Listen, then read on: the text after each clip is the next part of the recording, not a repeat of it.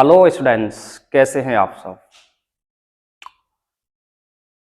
जीतने का जुनून होना चाहिए। जीतने का जुनून होना चाहिए। कमजोरियां तो दिमाग पैदा कर ही लेता है। नमस्कार। हेलो स्टूडेंट्स, यह है अनुपात वाले चैप्टर का सेकंड लेक्चर है और इसमें भी हम अच्छे अच्छे प्रश्नों की बात करेंगे। देखो, आगे बढ़ते हैं और अच्छे प्रश्नों की शुरुआत करते हैं। पहले मैं आपको थोड़ा हल्का सा कॉन्सेप्ट बता दूं, क्योंकि इस तरह के जो क्वेश्चंस आने वाले हैं, इन क्वेश्चंस में आपको क्या करना है। जैसे 1 रुपया का सिक्का, 1 रुपए का सिक्का। ऐसा भी हो सकता है कि 50 पैसे का सिक्का हो। बोलो, 50 पैसे का सिक्का हो सकता है, 25 पैसे का सिक्का हो सकता है। तो ऐसी कंडीशन में आपको करना क्या है, जो इनका कैटेगरी है, जो इनकी यूनिट है, वो यूनिट आपको इक्वल करनी पड़ेगी। बिकॉज आप यूनिट इक्वल करेंगे जब भी आप रेशियो को फाइंड आउट कर सकते हो। देखें, तो मैं ये कहना चाहूँ कि 1 रुपए के लिए तो आप 1 का मल्टीप्लाई कर लेंगे, बिल्कुल ठीक है। बट आप 50 पैसे के लिए ना, आप 2 यूनिट का मल्टीप्लाई करोगे जब आप 1 रुपए पे जाओगे। 25 पैसे के लिए आप 4 का मल्टीप्लाई करोगे जब आप 1 रुपए पे पहुंच पाओगे। सही है। तो आप एक बात समझें, 50 दूनी 100 यानी 100 पैसे, अब आप 1 रुपए पे पहुंचे हो। 25 चौके 100 यानी कि 100 पैसे हो गए, तो 100 पैसे अब आप 1 रुपए पे पहुंचे हो। तो आपको ये बात समझ में आ गई होगी कि 1 रुपए के लिए तो 1 का मल्टीप्लाई आप कर ही लें, एक ही का नहीं होगा। लेकिन 50 पैसे के लिए आप 2 का मल्टीप्लाई करेंगे, 25 पैसे के लिए आप 4 का मल्टीप्लाई करेंगे, जब आप इनके सेम यूनिट बना पाएंगे। देखें आगे। तो इसी कॉन्सेप्ट पे कुछ प्रश्नों की शुरुआत कर रहा हूं। देखो, क्वेश्चन आपके सामने है, पढ़ो और आप इसका आंसर दो। एक बैग में 1 रुपए, 50 पैसे और 25 पैसे के 378 सिक्के हैं। कुल कितने सिक्के हैं? 378। 1 रुपए का सिक्का है, 50 पैसे का सिक्का है और 25 पैसे का सिक्का है। कुल कितने हैं? 378। उनके मानों का अनुपात 13:11:7 है। उनके मानों का अनुपात क्या है? 13:11:7। तो 50 पैसे के कितने सिक्के हैं? ट्राई करें, आप देखें इसका सॉल्यूशन क्या होगा। 1 रुपए के सिक्के हैं और 50 पैसे के सिक्के हैं और 25 पैसे के सिक्के हैं। ठीक। तो इनका जो अनुपात दिया है, इनका जो रेशियो दिया है, वो दिया है 13:11:7। तो इनकी ये वैल्यू का रेशियो दिया है। इसका मतलब है कि इनकी कीमत जो होती है, इनका जो कुल पैसा है, उसका रेशियो है ये। यानी कि ये है 13:11:7। 13:11:7। तो ये इनके वैल्यू है, ये इनके मान है, ये उनका रेशियो है। तो मैं अगर आपसे ये कहूं कि यहाँ 1 रुपए के, 50 पैसे के और 25 पैसे के सिक्के हैं, जहां वैल्यू 13 है, 11 है और 7 है, तो सिक्के कितने बन जाएंगे उसकी बात करते हैं। तो सिक्के कितने बनेंगे वो समझिए। सिक्के बनेंगे 13 कुल वैल्यू है, जिसमें 1 रुपए के सिक्के शामिल हैं। तो कुल कितने सिक्के हैं? 13 ही तो सिक्के हैं, कुल 13 ही सिक्के हैं। सही बात है। 1 रुपए के कुल रुपए 13 हैं और 1 रुपए के सिक्के हैं, तो कुल 13 सिक्के हैं। आगे सुने, 50 पैसे के सिक्के हैं बट कुल रुपए 11 हैं। तो मुझे बताओ सिक्के कितने होंगे? बोलो, 22 सिक्के होंगे नहीं होंगे? 22 सिक्के होंगे नहीं होंगे? जब 22 सिक्के होंगे 50 पैसे के, तो 11 रुपए बनेंगे। बिल्कुल सही है, 11 रुपए बनेंगे। तो सिक्के 22 होंगे। मैं कहूँ आपसे 7 पैसे के सिक्के हैं और कुल रुपए 7 हैं टोटल मिला के, तो सिक्के कितने होंगे? तो हमारे पास कुल सिक्के आ जाएंगे 25 पैसे वाले 28। तो आप खुद आइडिया लगाओ, 25 पैसे के सिक्के आपके पास 28 अगर हैं, तो आपके पास 7 रुपए टोटल हो जाएंगे। तो ये जो रेशियो आ गया, ये सिक्कों का आ गया। काय का रेशियो है? ये सिक्कों का। बट क्वेश्चन में आपको दे रखा है कुल सिक्के कितने हैं। कुल सिक्के हैं 378। एक्चुअल में आप यहां देखें तो यहां कुल रेशियो आपका कितना है? 13, 22 और 28। कुल सिक्के कितने हैं? 378 है। बिल्कुल ठीक। तो कुल 5 8 63 हो जाएगा, 63। बट कुल सिक्के हैं 378। अब मुझे बताओ, जब कुल सिक्के 378 हैं और यहाँ कुल सिक्के 63 यूनिट हैं, तो 1 यूनिट का मान कितना आएगा? 1 यूनिट का मान आएगा, इसका डिवाइड कर दिए, 3 6 18 यानी 6 बार जाएगा। तो 1 यूनिट का मान जब 6 है, तो क्वेश्चन में केवल इतना पूछा है 50 पैसे के सिक्के कितने हैं। 50 पैसे के सिक्के कितने हैं? 50 पैसा ये रहा। इस 50 पैसे के सिक्कों के लिए आप 22 में ही तो मल्टीप्लाई करोगे।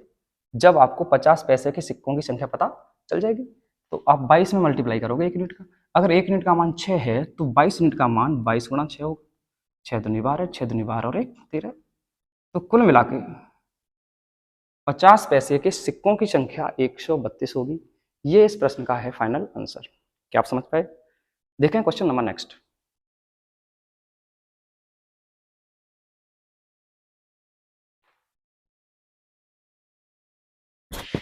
देखो क्वेश्चन नंबर नेक्स्ट, क्वेश्चन पढ़ो। एक बैग में कुल 180 रुपए हैं, जिसमें 1 रुपए 50 पैसे और 25 पैसे के सिक्के हैं। इनका अनुपात 2:3:4 है। तो सभी तरह के सिक्कों के अलग अलग संख्या ज्ञात कीजिए। मतलब आपको सिक्कों की संख्या पूछिए अलग अलग। देखें, एक बैग है जिसमें 180 रुपए हैं, जिसमें 1 रुपए 50 पैसे और 25 पैसे के सिक्के हैं। 1 रुपए 50 पैसे और 25 पैसे, 1 रुपए 50 पैसे। देखो 1 रुपए का सिक्का है, 50 पैसे का सिक्का है, 1 रुपए और 50 पैसे 25 पैसे, 1 रुपया 50 पैसा और 25 पैसा का सिक्का है। आगे सुनिए, इनका अनुपात जो है वो 2:3:4 है। 2:3:4 है। 2:3:4। तो ये सिक्कों का अनुपात है। काय का अनुपात है? ये सिक्कों का अनुपात। आपको सिक्कों का अनुपात दे रखा है। अब मुझे बात बताइए, अगर मैं सिक्कों में उनके सिक्कों की धनराशि से गुणा कर दूं, तो मुझे उनकी टोटल कीमत मिल जाएगी। इसका मतलब है कि जैसे 2 सिक्के हैं और 1 रुपए के सिक्के हैं, 1 रुपए के 2 सिक्के हैं, तो कुल कितने रुपए हो जाएंगे? 2 हो जाएंगे। 3 सिक्के हैं 50 पैसे के, 3 सिक्के हैं 50 पैसे के, तो कितने रुपए बनेंगे? अब पैसों को रुपए में चेंज करना पड़ेगा। क्वेश्चन बढ़िया है। तो आपको मैंने पहले का यूनिट सेम करनी पड़ेगी। तो या तो आप यहाँ दशमलव में आएगा और ये आपको दिक्कत करेगा, दशमलव में कर लीजिए, कोई दिक्कत नहीं है। लेकिन मैं चाहता हूँ कि आप इन सबको रुपए में चेंज कर लो। इस रेशियो को आप बदल भी सकते हो, 2 से गुणा कर लो, जिससे कि दशमलव में नहीं आएगा। फिर 2 दूनी 4, 3 दूनी 6 और 4 दूनी 8। तो 4 6 8 आप इसको कर लीजिए। अब आप इसको करेंगे तो इसमें कोई समस्या नहीं है। देखिए 1 रुपए के 4 सिक्के हैं, तो कुल रुपए कितने बनेंगे आप पे? कुल रुपए आप पे 4 बनेंगे। ये रुपए हैं, रुपए कितने हो जाएंगे? 4। 50 पैसे के अगर 6 सिक्के हैं, तो 6 पंजे 30, 300 पैसे हो गए। क्या 300 पैसों को मैं रुपए में चेंज कर सकता हूँ? 300 पैसों का मतलब है 3 रुपया। 300 पैसों का मतलब है 3 रुपया। 25 पैसे हैं और 8 सिक्के हैं, तो 25 पैसे के 8 सिक्के, 25 अट्ठे 200 पैसे बनेंगे। कितने पैसे बनेंगे? 200। क्या 200 पैसों को हम 2 रुपया कह सकते हैं? बिल्कुल। तो 200 पैसों को हम 2 रुपया कह सकते हैं। तो अब ये जो रेशियो है ना, ये रुपए में है। किसमें है? रुपए। तो हमारे पास रुपए इतने आ गए। लेकिन सच में पूरे बैग में कितने रुपए हैं? पूरे बैग में रुपयों की संख्या 180 है। और सच में हम देखें तो अभी टोटल कितना हो रहा है? 4 और 3 7 और 2 9। सच में तो 9 यूनिट टोटल हो रहा है। और सच में बैग में रुपए कितने हैं? रुपए बैग में टोटल है 180। इसका मतलब 1 यूनिट का मान कितना आएगा? 9 दूनी 18, 20 आएगा। अगर 1 यूनिट का मान 20 है, तो आपसे एक छोटी सी बात पूछिए केवल, कि तो सभी तरह के सिक्कों की अलग अलग संख्या बताइए। सब में 20 का मल्टीप्लाई कर दीजिए आप लोग। सिक्के कहाँ पे हैं? अब आपने सिक्कों को ये माना है, यही तो आपने सिक्के माने अब, बट बिकॉज आप रेशियो पहले चेंज कर चुके हो। तो 1 यूनिट का मान 20 है, तो 4 का मान बताइए, 4 गुणा 20।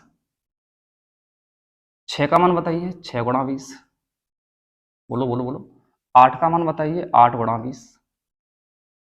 कितना होगा? 20 चौके 80, 20 छिक्के 120 और 8 दूनी 16, 160। Are you understand? तो 1 रुपए के सिक्कों की संख्या 80 है, 50 पैसे के सिक्कों की संख्या 120 है, 25 पैसों के सिक्कों की संख्या 160 है। चलिए क्वेश्चन नंबर नेक्स्ट, नोट कर लीजिए आप इस क्वेश्चन को।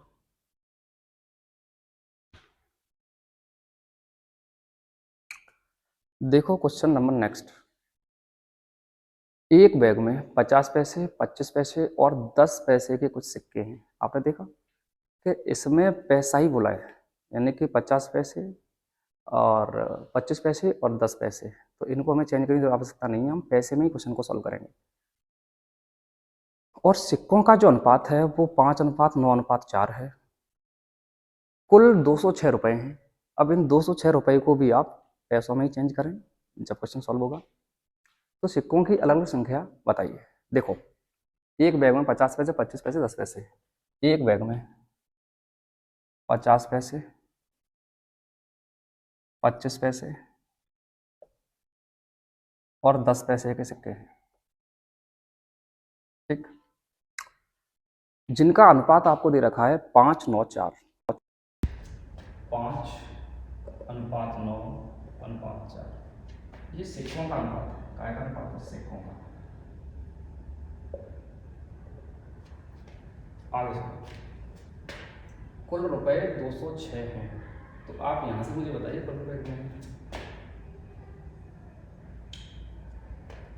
पैसे हैं सभी, तो सबको पैसों में फाइंड आउट कर लो और रुपए को पैसे में चेंज कर लो।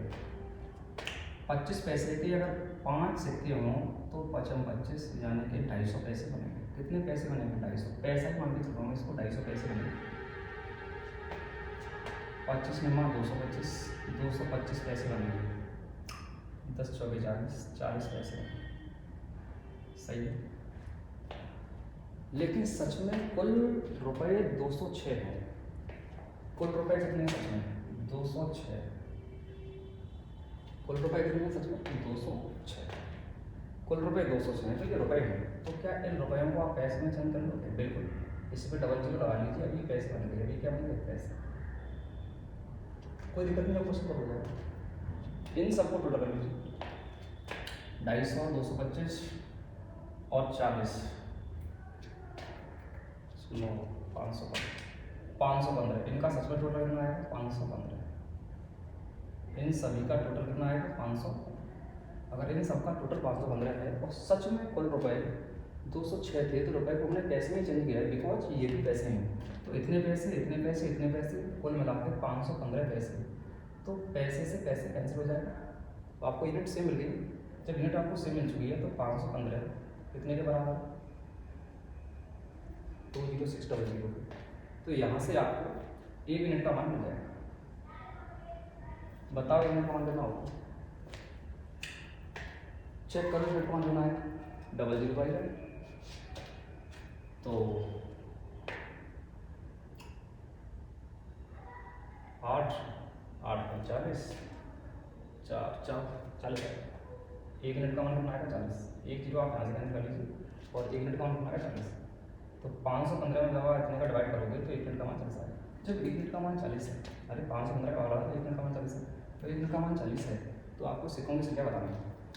तो सिक्कों के अनुपात में आप गुणा कर दीजिए, 5×40, 5×40, 9×40, 4×40, तो आपको क्या आंसर मिलेंगे? 5×20, 200। कितने सिक्के हो गए? 200। 9×36, 360 सिक्के और 4×16, 160 सिक्के। This is final answer. तो 50 पैसे के 200 सिक्के, 25 पैसे के 360 सिक्के और 10 पैसे के 160 सिक्के हो गए। Are you get it what I'm saying? Yes. Question number next, note कर लो इसको। क्वेश्चन आप लोग नेक्स्ट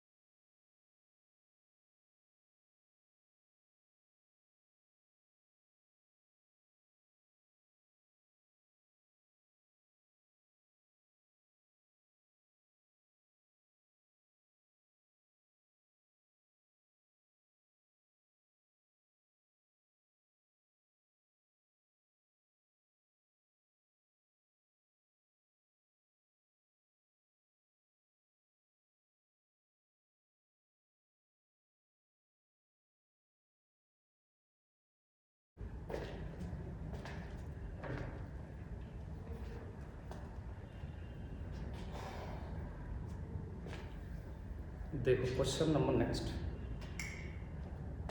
पढ़ो। पिलाई बोर्ड की कीमत उसके वजन के वर्ग के अनुपाती है। पिलाई बोर्ड की कीमत क्या है? उसके वजन के वर्ग के अनुपाती है। मतलब जो कीमत है वो जो वजन है उसका जब हम वर्ग कर देंगे, स्क्वायर कर देंगे, जब उसकी कीमत हम डिसाइड कर पाएंगे। अगर पिलाई बोर्ड को 3 भागों में टूट जाता है, जिसके कारण वजन का अनुपात जो है वो 9:2:1 हो जाता है। लेकिन यदि पिलाई बोर्ड 7:3:2 के अनुपात में टूटा होता, 7:3:2 के वजन के अनुपात में टूटा होता तो 448 रुपये की अतिरिक्त हानि हो जाती है। अच्छा जी, आगे सुनो, पिलाई बोर्ड की वास्तविक कीमत क्या है? ट्राई करो आप इसको।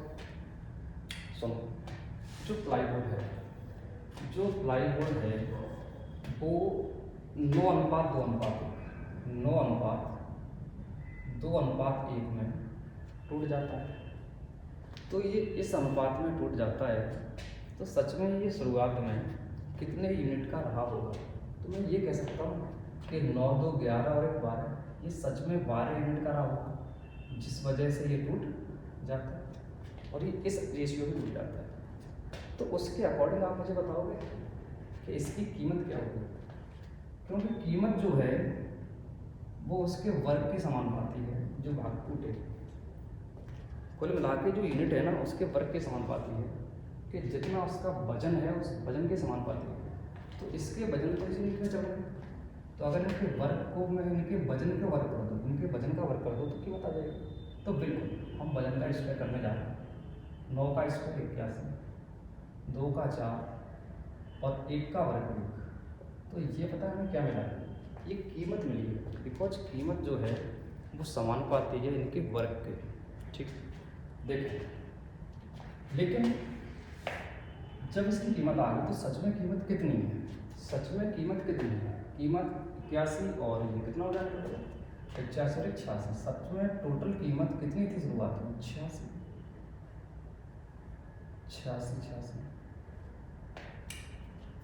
लेकिन अगर ये 7:3:2 में टूटा होता, क्योंकि यूनिट तो उतने ही है उसके, लेकिन अगर ये 7:3:2 में टूटा होता, 7:3:2 में टूटा होता तो 448 रुपये की अतिरिक्त हानि हो जाती। अब 448 रुपये की अतिरिक्त हानि होती तो फिर देखते हो कितना होता है। अगर ये इसमें टूटा होता तो जब इसकी कीमत क्या है मुझे ये कितना पड़ेगा? अब कीमत कैसे देखूँ? वर्क करने पे, बिकॉज वर्क करने पे कीमत आती है। मैं क्या करूँ? 7 का वर्ग 49, 3 का वर्ग 9, 2 का वर्ग 4। तो जब ये इस रेशियो में टूटा होता, तो इसकी कीमत 49 9:4 के अनुपात में आती। तो सच में कितनी कीमत हो जाती? सच में कीमत इसकी हो जाती 49 और 9 58 और 4 62 हो जाता। तो सच में 62 हो जाता। लेकिन कुछ तो गिरावट आई। तो जो हानि हो रही है वो हानि कितनी की? 86 से 62, यानी कि 24 की कमी हो गई। तो जो 24 की हानि हुई है, और सच में कितनी की हानि हुई? सच में क्वेश्चन में कह रहे हैं कि 448 की हानि हुई, 448 की हानि। तो आपको तो मूल कीमत पूछा है, मूल कीमत तो 12 यूनिट है। तो जो 12 यूनिट है अगर उसका सच में मुझे कीमत चाहिए तो कीमत तो वर्ग करने पर डिसाइड हो रहा है। तो 12 का वर्ग 144। तो अगर मुझे कैसे भी 144 यूनिट का मान मिल जाएगा, आंसर हो जाएगा। अगर 24 यूनिट का मान 448 है तो 1 पे जाने की कोई आवश्यकता नहीं है, आप 24 से इस पे चले जाओगे, 24 छिक्के हो जाएगा, 24 छिक्के 144। तो आप मुझे बता दीजिए 48 छिक्के कितना होगा? 6 का मल्टीप्लाई कर दो, वो इसका आंसर।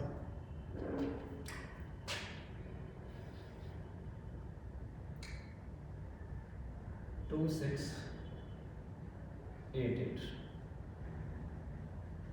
8 6 48 बिल्कुल ठीक। तो आपका ऑप्शन ये सही होगा, ये इसका फाइनल आंसर। बिकॉज 24 की कमी हो रही है, 24 की हानि हो रही है और सच में हानि 448 की हो रही है। तो 1 यूनिट का मान आप निकाल सकते हो, आपको ही उतना ही आंसर आएगा। लेकिन मुझे तो 144 यूनिट का मान चाहिए, बिकॉज मूल कीमत उसकी 12 के अकॉर्डिंग 144 होगी। और 144 का वैल्यू अगर हमें चाहिए तो 24 छिक्के 144, तो 448 छक्के 2688। ठीक, देखिए क्वेश्चन नंबर नेक्स्ट, नोट कर लो इसको, नोट कर लो।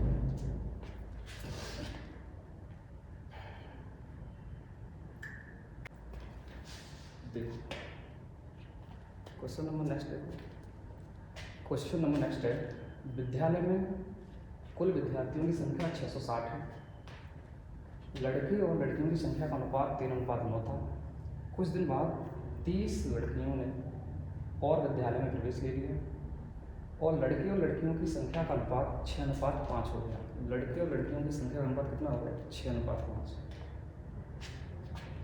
तो बताएं कि कितने लड़कों ने विद्यालय छोड़ दिया है। देखो, विद्यालय में कुल विद्यार्थियों की संख्या 660 है, लड़के और लड़कियों की संख्या का अनुपात 3:9 है। लड़के और लड़कियों की संख्या का अनुपात, लड़के और लड़कियों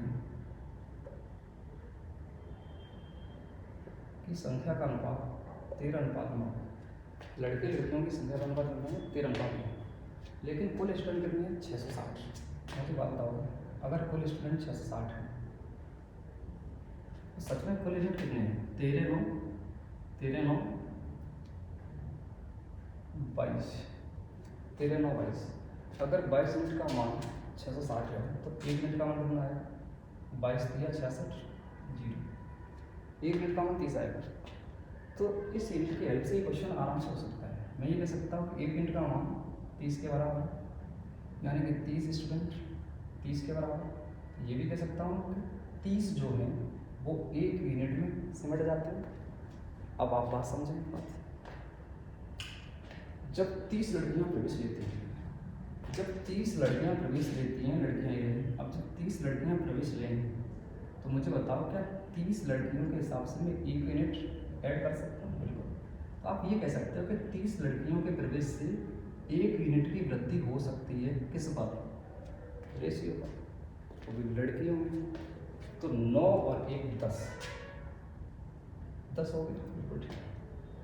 तो जब 30 लड़कियां प्रवेश लेती हैं तो 30 लड़कियों का मतलब मैं 1 यूनिट भी मान सकता हूँ कि 1 यूनिट की वृद्धि हो जाएगी 30 के आने से।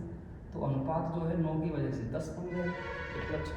लेकिन सच में जो अनुपात है वो अनुपात 6:5 हो जाता है। सच में जो अनुपात है वो 6:5 हो जाता है। लेकिन ये तो कह रहे हैं कि 10 हो जाएगा। तो जो 10 है वो 5 के स्थान पर है। तो 5 के स्थान 10 जो है 5 के स्थान पर है, तो 5 का वैल्यू 10 है तो 1 का वैल्यू 2 ही बार 5 + 2 बना। तो आप इस व्यक्ति स्थान को भर सकते हो। फिर 5 दूनी 10 तो 6 दूनी 12, यहाँ तो 12 होगा। तो आप यहाँ से खुद आइडिया लगा सकते हो कि कितने लड़के ऐसे हैं जो विद्यालय छोड़ कर गए। बिकॉज शुरुआत में 13 थे, अब 12 हैं। तो कितने विद्यार्थियों ने, कितने लड़कों ने छोड़ा है? एक का अंतर। तो एक यूनिट लड़के ने विद्यालय छोड़ा है। 1 यूनिट लड़कों ने विद्यालय छोड़ा है। बिकॉज यहाँ 13 है, यहाँ 12 है, तो 1 की कमी भी है। 1 यूनिट लड़कों ने विद्यालय छोड़ा है और 1 यूनिट का मान कितना है? 30। 1 यूनिट का मान कितना है? 30। तो मैं कह सकता हूँ सच में 30 लड़कों ने विद्यालय छोड़ा है। कितने लड़कों ने? 30 लड़कों ने विद्यालय छोड़ा है। सच में 30 लड़कों ने विद्यालय छोड़ा है। यही है इस प्रश्न का आंसर। देखें क्वेश्चन नंबर नेक्स्ट।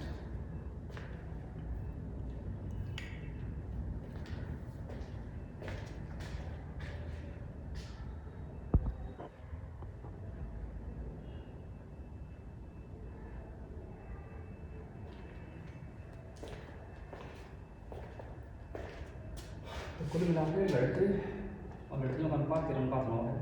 जिस टोटल यूनिट कितने हो जाएंगे? टोटल यूनिट जाएंगे 13 और 9 22। और सच में कुल स्टूडेंट कितने हैं? 60। 1 यूनिट का मान 30 आएगा। तो 30 आने से 1 यूनिट बढ़ जाएगी। तो जब 30 लड़कियाँ प्रवेश लेती हैं तो 1 यूनिट बढ़ जाएगा। 9 और 1 10 यूनिट हो जाएगा। लेकिन सच में 6:5 बनता है। तो 5 का वैल्यू ही 10 है, तो ये 2 गुना है इसका मतलब 1 यूनिट का मान 2 आएगा। अगर 1 यूनिट का मान 2 है तो 6 यूनिट का मान 12 हो जाएगा। जब 6 यूनिट का मान 12 हो जाएगा और लड़के शुरुआत में दे रहे हैं, लेकिन अब ये 12 हैं तो 1 की कमी हो गई। इसका मतलब 1 यूनिट बच्चे छोड़ के चले गए, 1 यूनिट लड़के कॉलेज छोड़ के चले गए।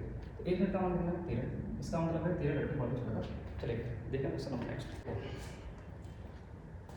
क्वेश्चन नंबर नेक्स्ट पढ़ो। 432 विद्यार्थियों वाले एक स्कूल में लड़के और लड़कियों की संख्या का अनुपात 5:4 है। कितना है? 5:4। आगे सुनो। जब स्कूल में कुछ नए लड़कियां दाखिल हो जाते हैं तो लड़कों की संख्या 12 बढ़ जाती है। बिल्कुल ठीक है। लड़के कितने आ रहे हैं? सब 12 लड़के बढ़ जाते हैं। लड़कियों की संख्या से अनुपात बदलकर 7:6 हो जाता है। जो अनुपात है वो कितना हो जाता है? 7:6 हो जाता है जब 12 लड़के आ जाते हैं क्लास में। बताइए कि नई लड़कियों की संख्या कितनी है? तो शामिल होने वाली नई लड़कियों की संख्या बतानी है कि बाद में कितनी नई लड़कियां शामिल हुई। देखो, कुल जो रेशियो है वो आपका है, कुल बच्चे कितने हैं? 432। कुल 432। ऑप्शन से जा सकते हैं, क्वेश्चन सिंपल है, ऑप्शन से हो जाएगा। 432 कुल स्टूडेंट कितने हैं? 432। लेकिन जब 12 लड़कों का दाखिला होता है, कितने का? 12। जब 12 लड़कों का दाखिला हो जाएगा तो इसमें +12 कर सकते हो आप। तो 12 लड़के का दाखिला होने के बाद संख्या कितनी हो जाएगी? 444 हो जाएंगे टोटल। बट उसमें कुछ लड़कियां भी दाखिला लेना चाहती हैं, तो माना कुछ X लड़कियां दाखिला लेना चाहती हैं, बट जो अनुपात है वो अनुपात कितना बन जाता है? 7:6 हो जाता है। तो जो अनुपात है वो 7:6 हो जाता है। इसका मतलब है 13 यूनिट में आ जाता है। कितने में आ जाता है? 13 यूनिट में। क्लियर? तो आप ऑप्शन से इस क्वेश्चन को ऐसे कर सकते हो कि जब 432 कुल स्टूडेंट थे उसमें 12 लड़कों ने एडमिशन लिया तो 444 टोटल हो गए। कुछ लड़कियां एडमिशन और लेना चाहती हैं, तो लड़कियों की वजह से जो एडमिशन हुए हैं अनुपात चेंज हो गया है, अनुपात 7:6 हो गया। तो कुल यूनिट तो 13 है ना, तो उसके अकॉर्डिंग मैं इसको सॉर्ट आउट कर सकता हूँ। अगर मैं 13 से डिवाइड करूँ यहाँ, तो आप मुझे बताओ कितना बचेगा? 13 से डिवाइड करें, 13 दिया 39, कितना बचा? 5, 54 हो गया। 13 चौके 52, यानी 2 शेष तो बचेगा हो गया। और प्लस में क्या है? x। अब 2 + x के अकॉर्डिंग आप मुझे बताओ कि x जो लड़कियां हैं वो कितनी होंगी जिन्होंने दाखिला लिया है। क्वेश्चन के अकॉर्डिंग आप लोग इसका आंसर काफ़ी हो सकते हैं, लेकिन मैं ऑप्शन से आपको बता दूँ कि ऑप्शन जो है इस क्वेश्चन के वो 12, 24, 30 और 6 है। तो आप बताओ 2 में कितना जोड़ दें ऑप्शन में से? 12 ऑप्शन है इसके, 12, 24 और 30 और 60 है। तो x के स्थान पर क्या रखें कि वो डिवाइड 13 से कट जाना चाहिए? तो आप बताओ क्या रखना चाहिए x के स्थान पर? 2 + 12 नहीं तो कैंसिल होगा। 2 + 26 होगा, सही। 2 + 24 26, बिल्कुल ठीक है। जब आप x के स्थान पर 24 रखोगे, कितना? 24। तो x के स्थान पर जब आप 24 रखोगे तो 24 और 2 26, जो कि किससे कैंसिल होता है? 13 से। तो ऑप्शन से तो 26 ठीक है, 24 ठीक है। तो इसका ऑप्शन 24 ठीक होगा कि आने वाली नई लड़कियों जो है लड़कियों की संख्या पर 24 है। लेकिन इसको अगर सही डिटेल में करें तो वो मैं आपको समझाता हूँ। सुनो, इस प्रश्न का डिटेल देख लीजिए। तो इस क्वेश्चन को करने का तरीका देख लीजिए। तरीका क्या है? देखें, टोटल 432 स्टूडेंट है। कितने टोटल? 432। टोटल 432 स्टूडेंट हैं। तो जो अनुपात था शुरुआत में वो अनुपात था 5:4। 5:4 जब था तो आप मुझे बताइए 5:4 का मतलब है कुल यूनिट कितने हो जाएंगे? 9। तो सच में कुल विद्यार्थी कितने हैं? 432। तो 1 यूनिट का मान आपको यहाँ से मिल जाएगा। 1 यूनिट का मान आपको यहाँ से मिल जाएगा। 1 यूनिट का मान आपका कितना है? गुणा कर लीजिए, 2 आ रहा है बीच, 8 चौके 32, 48 का कैंसिल हो जाएगा। तो 1 यूनिट का मान आ जाएगा 48। तो आपको 1 यूनिट का मान मालूम पड़ेगा, तो आप इनको अलग अलग डिवाइड कर सकते हो, इस अनुपात को अलग अलग बांट सकते हो। तो 1 यूनिट का मान 48 है, तो 5 यूनिट का मान और 4 यूनिट का मान आपको पता करना है। 5 यूनिट का मान आएगा 240 और 8 यूनिट का मान आएगा 192। बढ़ा कर लीजिए आपको, 8 चौके 32, 2 सही है, 192 आएगा। तो जब 9 यूनिट का मान 432 है, 1 यूनिट का मान 48 होगा। तो 5/4 में अगर हम उनको डिवाइड कर देंगे जो संख्या है, तो 240 और 192 में बढ़ जाएंगे। लड़का और लड़की, लड़का और लड़की, यानी कि बॉयज़ और गर्ल्स, बॉयज़ और गर्ल्स। लेकिन सच में टोटल कितने हैं? 432। अलग अलग कितने हैं? 240 और 192। अब देखिए क्वेश्चन ये कहा है कि उसमें 12 लड़के दाखिला लेते हैं। तो जब 12 लड़के दाखिला लेंगे, जब 12 लड़के दाखिला लेंगे तो मुझे बताओ कितने मिलेंगे? 2, 5, 252। तो लड़कों की संख्या वहाँ 252 हो जाएगी। लेकिन सच में पता है ये अनुपात चेंज होकर कितना हो जाता है? ये अनुपात जो 5/4 है वो दाखिला लेने से चेंज हो जाता है। वो अनुपात बन जाता है कितना? वो अनुपात कितना है? 7/6। तो वो अनुपात 7/6 बन जाता है। अनुपात कितना बन जाता है? 7/6 बन जाता है। तो सच में जो 252 है ये 7 की वैल्यू है। अगर 7 की वैल्यू 252 है तो ये 36 गुना है इसका। कितना? 36 गुना। 7 6 42, 2 बार जाएगा और 2 का 7 6 42, 36 गुना है। तो 6 का 36 गुना आप लोग यहाँ रख दीजिए। मुझे बताओ 6 का 36 गुना कितना होगा? 216 होगा। बिल्कुल ठीक है। 6 का 36 गुना कितना होगा? 216। तो यहाँ 216 है। अब आप सच में आइडिया लगाओ कि लड़कियाँ 192 थी और अब लड़कियाँ 216 हैं, तो सच में कितनी लड़कियाँ नहीं आ रही हैं? 24 है कि नहीं है? तो वही तो मैं कह रहा था, आप ऑप्शन से भी जा सकते हो। तो दाखिला लेने वाली लड़कियों की संख्या कितनी है? 24। देख लीजिए बात, शुरुआत में अनुपात 5/4 है, कुल स्टूडेंट 432 हैं। तो हमने कहा 509, 9 यूनिट का मान अगर इतना है तो एक का मान 48 आएगा। अगर एक का मान 48 है तो 5 और 4 के मान ये आएंगे। तो हम ये कहें कि लड़के 240 हैं, 12 लड़के और आएंगे तो 252 हो जाएंगे। लेकिन अनुपात चेंज हो जाता है, अनुपात 5/4 के बजाय 7/6 हो जाता है। तो 7 का वैल्यू 252 है तो 1 का वैल्यू 36 आ गया। 1 का वैल्यू 36 है तो 6 का वैल्यू 216 है। तो आप सच में आइडिया लगाओ कि लड़कियाँ कितनी नहीं खुल जाएंगी? तो लड़कियाँ 24 नहीं, दाखिला हो जाएगा। ये इस प्रश्न का है आंसर। देखो क्वेश्चन नंबर नेक्स्ट।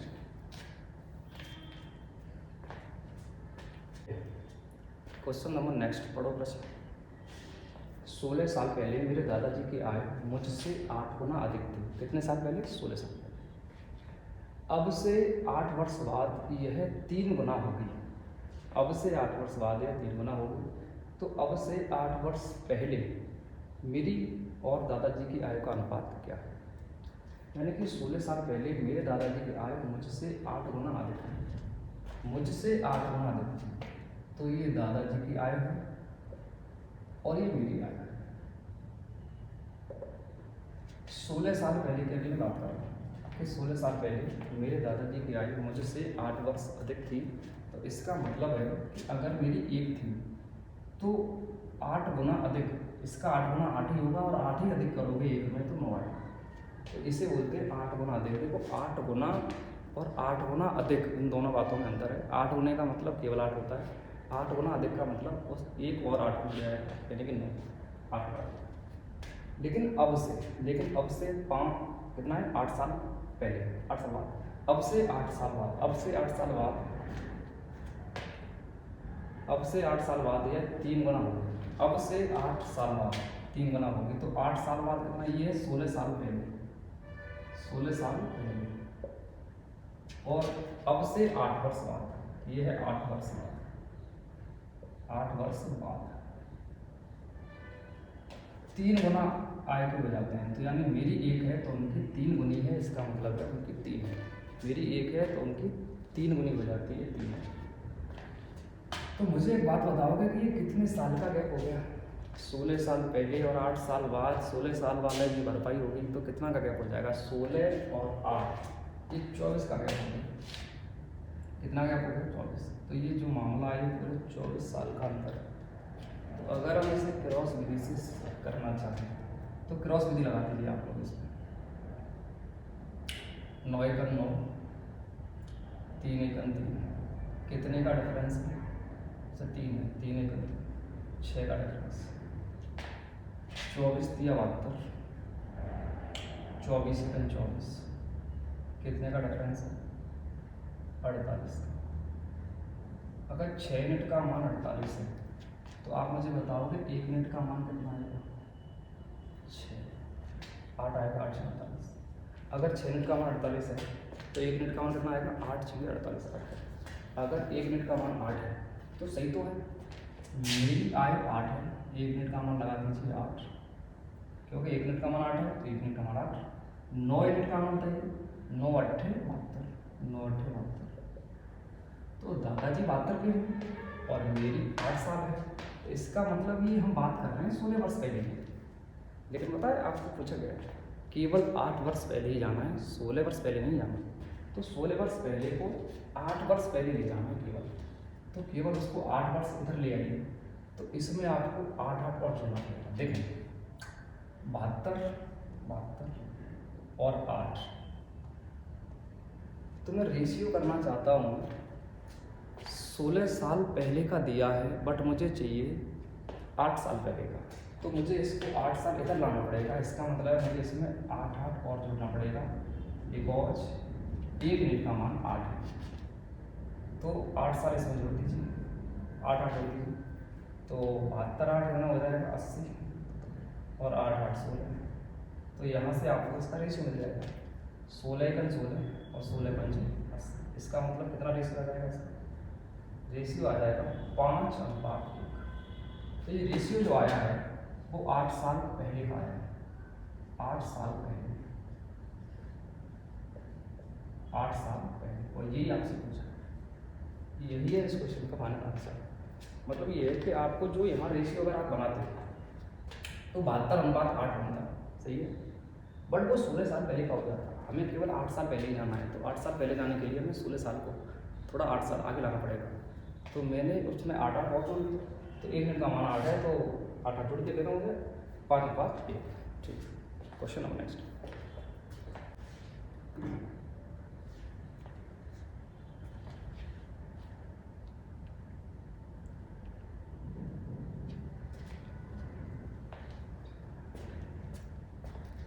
जिद चाहिए कुछ करने की, जिद चाहिए कुछ करने की, इस दुनिया में उम्मीद लगाकर तो हर कोई बैठा है। Thanks for watching.